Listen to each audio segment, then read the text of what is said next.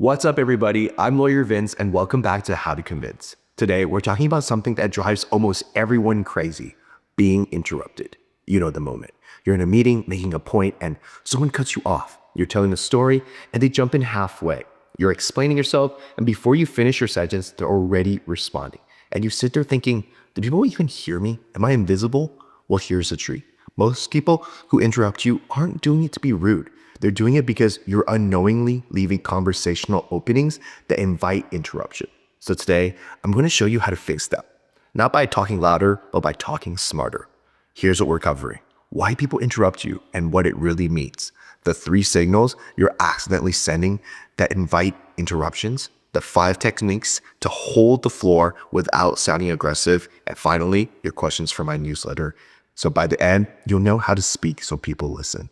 Not because you demand it, but because you own the space.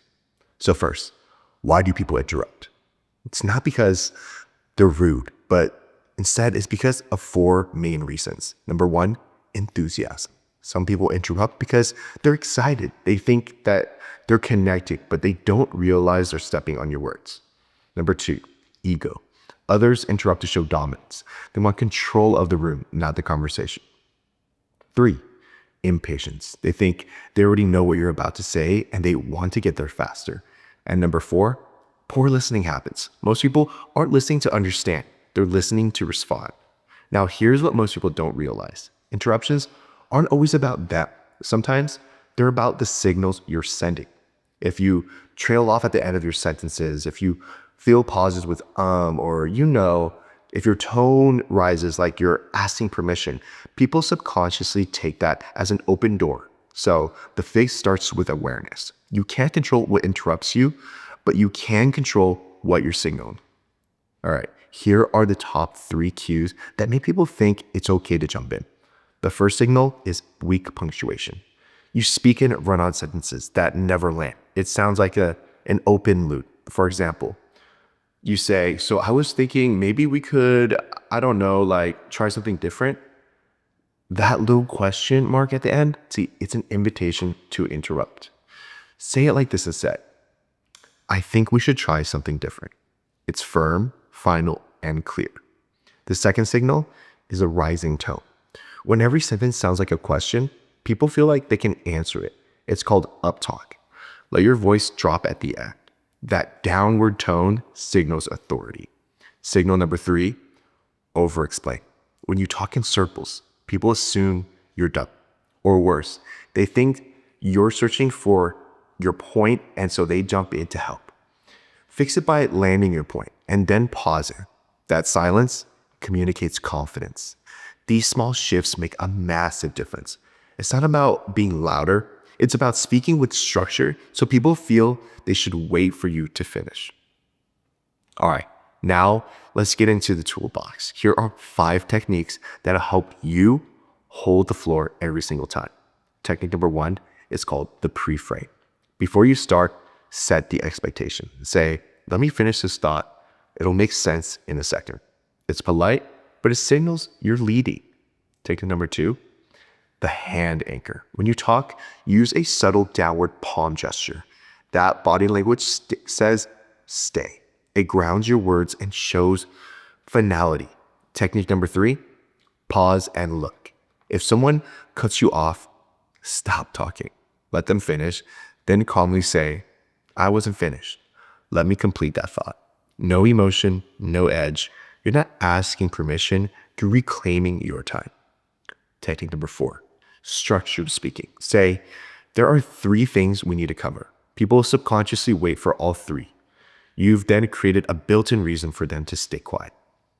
Technique number 5, end with a headline. Don't fade out. Land your thought like a gavel. Instead of, so yeah, that's kind of what I was thinking, say, that's the key takeaway. That last sentence is your period, and people respect periods. When you combine these 5 techniques, you project calm authority. People stop interrupting because your voice teaches them to wait. All right, now it's time for my favorite part, your questions from the newsletter.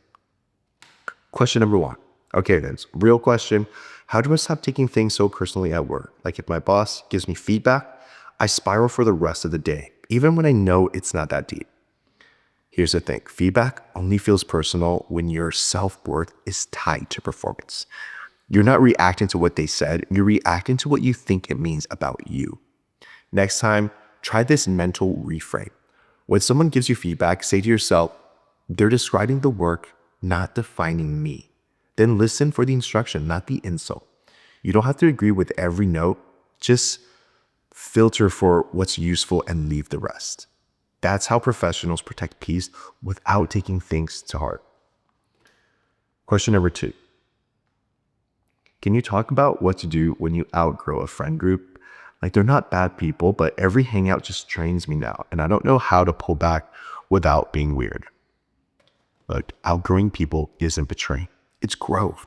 Sometimes you're just evolving in different directions, and that's okay. You don't owe anyone a dramatic announcement. Just start matching their energy. Shorter hangs, slower replies, more space. And if someone asks, be honest but kind. Just say, that thing happened. I'm just in a different season right now. Real friends won't guilt trip you for growing. They'll understand you're not leaving them. You're listening to yourself. All right. Question number 3. Is it normal to feel guilty for saying no? I literally apologize every time I turn something down, even when I'm completely overwhelmed. Yes, it's completely normal, especially if you were raised to believe that kindness equals compliance. But here's the truth.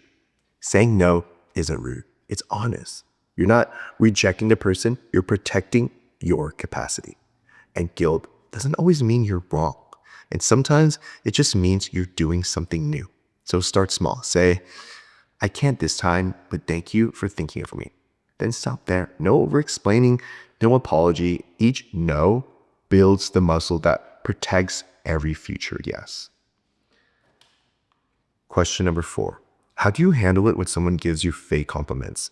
Like, they'll say something nice, but it feels like a dick. I never know whether to call it out or just let it slide. Backhanded compliments are power plays. They're testing if you'll shrink or rise. You don't need to call it out every time, but you do need to show it doesn't land. Here's what I do. Smile, pause, and say, that's an interesting way to put it. Then change the subject. It sends a clear signal. I caught that, and it didn't work. You stay calm, classy, and completely in control. Question 5. Why do I always feel like I have to fill silence in conversations? Like, if there's a pause, I panic and I start oversharing. How do I stop that? Silence when you feels uncomfortable when you think it means something bad. You assume the other person's judging you when really they're just thinking. Here's the trick. Count 2 full seconds before you speak again.